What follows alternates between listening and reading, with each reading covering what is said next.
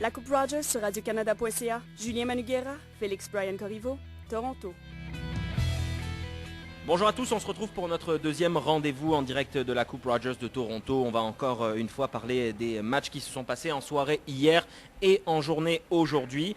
C'est notre deuxième édition, donc on va avoir la chance de vous faire écouter des entrevues de joueuses et aussi quelques analyses avec notre analyste, ça tombe sous le sens, Félix Brian Corriveau. Bonjour Félix. Bonjour Julien. Bon, aujourd'hui, il y a eu beaucoup de matchs avec des favorites, il y a eu encore des surprises, mais d'abord, on va parler de ce qui s'est passé hier soir. Parce que là où on vous a laissé hier, eh bien, on attendait le match de la dernière Canadienne en lice dans ce tournoi. Stéphanie Dubois, elle devait affronter Azarenka. Ça n'a pas duré longtemps, ça a été assez douloureux à regarder, la marque 6-0, 6-0. Le résultat, Julien parle de lui-même. Azarenka, immense joueuse de tennis dans tous les sens du terme. On l'a vu lorsque les deux joueuses se sont amenées pour se donner la poignée de main traditionnelle au début du match. On avait l'impression d'avoir à faire un pugilat. C'était un duel David contre Goliath. C'est 5 pieds 4 contre 5 pieds 10. Exactement. Ouais. Finalement, bon, cette fois-là, c'est Goliath qui a gagné. Ouais. 6-0, 6-0, comme tu le disais si bien. En conférence d'après-match, Dubois semblait sonner. Elle a même dit « Je n'ai jamais subi une défaite comme celle-là de 6-0, 6-0 ». Bon, sur une note encourageante, elle n'a pas l'intention de ruminer cette défaite trop longtemps, nous a-t-elle dit. Elle compte bien rebondir, si vous me passez l'expression, pour se concentrer sur ses prochains objectifs qui sont le tournoi de Québec et ensuite les qualifications aussi bien à Cincinnati qu'au US Open. Mais bon, hier, je pense que le classement, la différence de classement a parlé. Dubois, 108e au monde, qui affrontait la 4e raquette mondiale. Azarenka ne lui a jamais donné l'occasion de s'installer dans le match.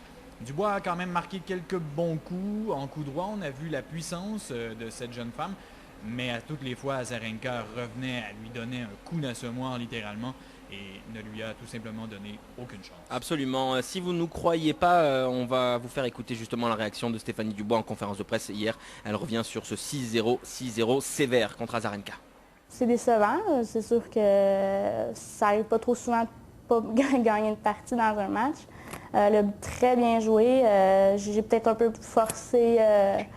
j'ai fait un petit peu plus d'erreurs peut-être que d'habitude, mais j'avais pas le choix. J'ai essayé de faire des slices, un petit peu changer le rythme, mais je faisais pas beaucoup d'erreurs. Puis je pense qu'elle était beaucoup en confiance, mais certainement, je ne laisserai pas ce match-là me mettre à terre parce que je joue tellement bien ces derniers temps. Puis je vais juste continuer à être positive puis regarder les autres tournois en avant. Mais je ne prendrai pas ce match-là comme une... C'est pas significatif de mon jeu dernièrement, donc. Voilà, on n'entend pas trop la déception dans la voix de Stéphanie Dubois. C'est vrai qu'elle a bien joué lors des derniers mois. On espère qu'elle sera capable de faire aussi bien dans les prochaines semaines. Ça nous amène à aujourd'hui, tout ça, puisque c'était le dernier match de la journée, celui de Stéphanie Dubois. Et encore une fois, on a eu beaucoup de surprises, à commencer par le premier match de ce matin, qui mettait en scène la joueuse qui a remporté Roland-Garros cette année, la chinoise Nali. Qui est devenue la première chinoise à remporter Roland-Garros plus tôt cet été. Immense déception de ce côté et on n'a qu'à relater cet incident où tu te souviens, toi et moi, on l'a croisée dans le corridor tout juste avant son point de presse. Elle avait l'air complètement sonnée. Elle était figée. À l'ouest, elle était complètement figée. Elle avait l'air de se demander ce qui lui était advenu sur le court central. Samantha Stosur, l'Australienne, l'a ni plus ni moins assommée. Samantha Stosur qui a fait subir tout simplement à Nali la même médecine qu'elle avait fait subir plus tôt cette semaine à Alexandra Wozniak. Il est allé de ces fameux coups droits extrêmement puissants. Résultat 6-2, 6-4 entre parenthèses. Encore là, on ne pensait pas que Nali allait se faire battre de cette façon par un score si sec de 6-2, 6-4. Moi-même, j'avais prévu une victoire de la championne de Roland-Garros, mais visiblement, Samantha Stosur est tout simplement en transe depuis le début de la semaine ici à Toronto. Elle joue extrêmement bien. Très concentrée, elle suit son plan de match de façon très précise. On vous l'avait promis, on va écouter Eugénie Bouchard parce qu'on l'a rencontrée un peu par hasard ce matin, je vous le cache pas, dans les allées du centre Rexall ici à Toronto.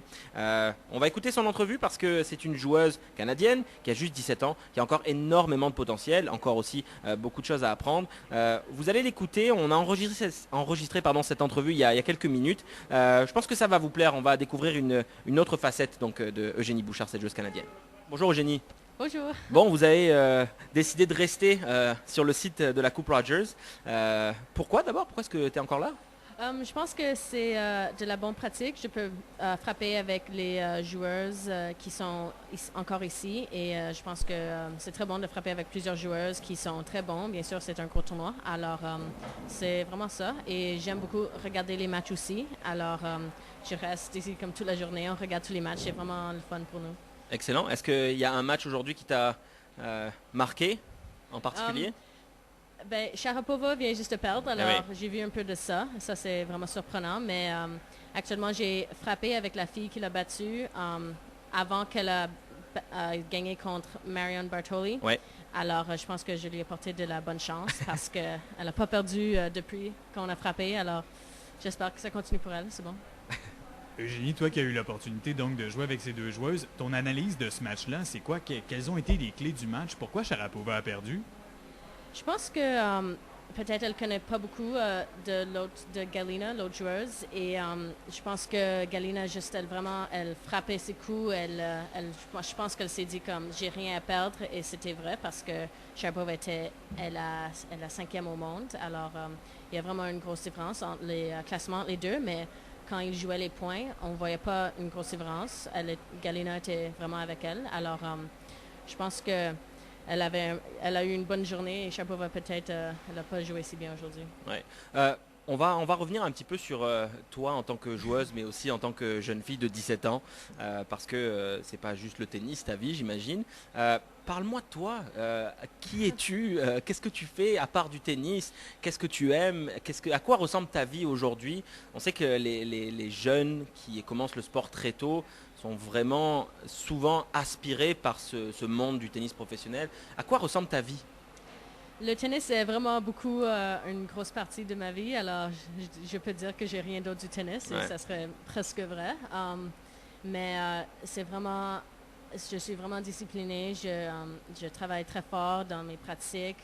J'ai des longues journées de pratique avec le physique aussi, le travail physique. Alors, c'est vraiment difficile. J'ai des sacrifices que j'ai pas, comme je manque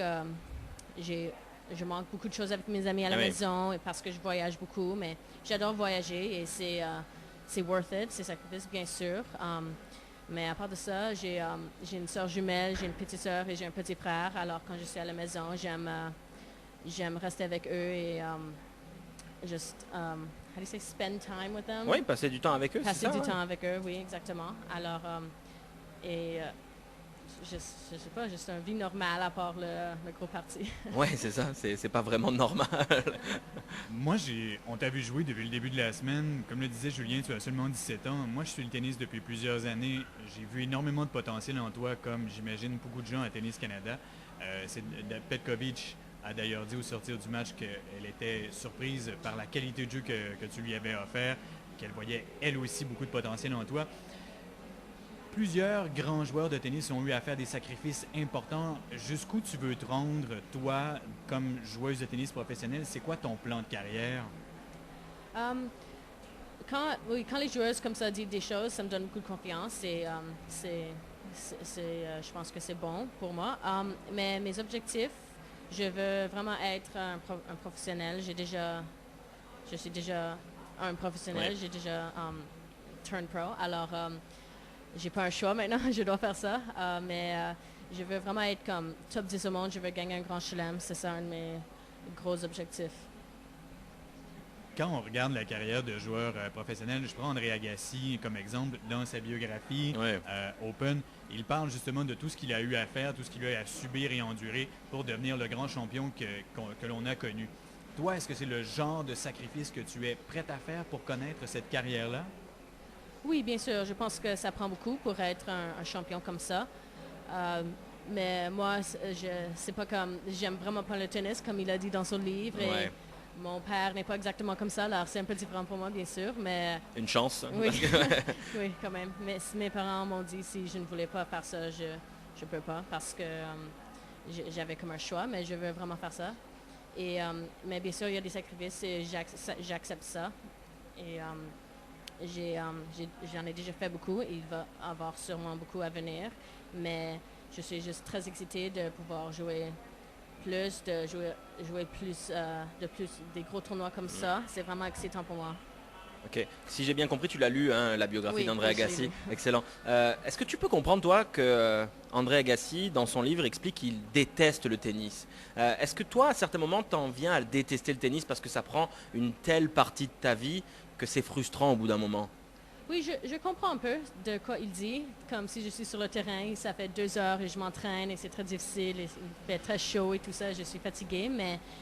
Mais ces moments-là, oui, je peux dire, ah, j'aime vraiment pas ça. Mais quand je joue des matchs, normalement, quand je joue au tennis, la compétition est vraiment, j'adore ça. Alors, je vais prendre les mauvais moments et j'ai beaucoup de bons moments dans le tennis aussi. Alors, je pense que il y a plus de bons que de mauvais. Alors, pour moi, c'est sûr que j'aime ça et c'est worth it. Ouais.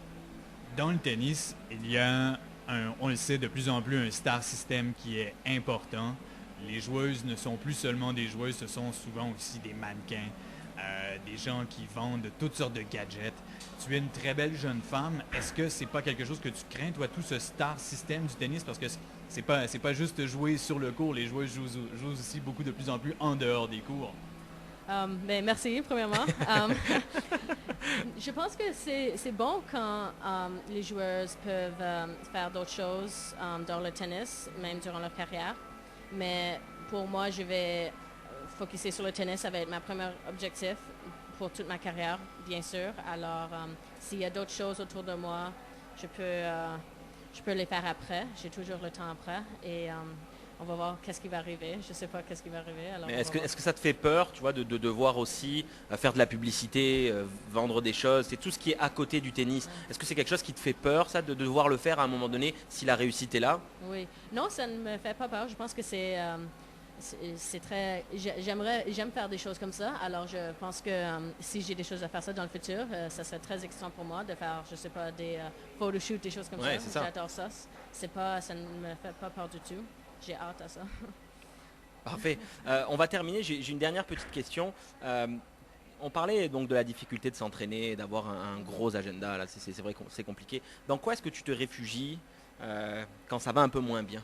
Qu'est-ce que tu fais quand tu te sens un peu down? Sur le terrain. Sur le terrain et en dehors aussi. Ok. Est-ce que tu as des petits refuges comme ça où tu peux aller pour recharger les batteries, tu sais? Si je suis à la maison, je vais retourner à la maison, j'ai ma famille, tout ça. Et je dirais quand je voyage, c'est plus difficile parce que si ça fait, je sais pas, 3 semaines que je suis sur la route, ça devient plus difficile si je suis toute seule avec mon coach. Alors quand j'ai des tournois proches ou si mes parents viennent des tournois, c'est mieux et ça m'aide beaucoup. Alors j'ai toujours eux. J'espère. Là, elle vient de regarder sa maman qui est juste à côté pour la confirmation. J'aime beaucoup lire. Alors parfois, si je suis frustrée, je vais prendre un livre et je vais prendre mes pensées quelque part d'autre que le tennis. Ou si je suis à la maison avec mes frères et sœurs, je vais jouer avec eux ou faire des choses avec eux. Et ça me relaxe et ça me prend autre part que sur un terrain de tennis. Ok. Qu'est-ce que tu lis? Récemment, j'ai lu les livres The Girl with the Dragon Tattoo. Ah oui. J'ai lu les 2 premiers livres et je dois lire la 3e. J'ai trouvé ça très intéressant. Et bien sûr, j'ai lu tous les Harry Potter. Je suis une grosse fan. J'ai vu tous les films aussi. Alors. Ok. Excellent. Eugénie, merci beaucoup pour ta disponibilité, puis pour toutes les petites histoires que tu nous as racontées. On espère te retrouver très vite sur les tournois qui arrivent, l'US Open, j'imagine, les qualifications. Hein? Non, je vais jouer les juniors. Ok. Et la semaine d'avant, je vais jouer Repentigny, Oui. le junior avant ça. Alors, c'est ça le plan pour maintenant. Merci beaucoup, Eugénie. Non, de rien, merci. Voilà, on a eu un grand plaisir à faire une entrevue avec Eugénie Bouchard qui a beaucoup de potentiel et beaucoup d'avenir, c'est certain. Et en plus, elle est très agréable. Elle est extrêmement sympathique. Oui, vraiment sympathique. Merci Félix pour ces analyses et ces pronostics. Moi, je joue Petkovic, hein, vous l'avez compris, il n'y a vraiment aucune surprise là-dedans. On va se quitter, c'est la fin de notre émission. On se retrouve demain pour une nouvelle édition. On aura encore beaucoup de matchs à décortiquer et puis on pourra tirer de nouvelles conclusions donc à l'approche de la fin de ce tournoi. On n'oublie pas que vendredi, donc demain, c'est le début du tournoi des légendes parce que ça va être intéressant. André Agassi, John McEnroe, Michael Chang, Jim Courier, ça va être super sympa à suivre à Toronto. Puis restez avec nous sur le blog évidemment, hein, vous le savez, si vous avez trouvé cette petite émission audio, vous trouverez nos textes également. Merci de nous avoir suivis, Félix, à demain. À demain. Allez, bonne soirée. La Coupe Rogers sur Radio-Canada.ca. Julien Manuguera, Félix Brian Corriveau, Toronto.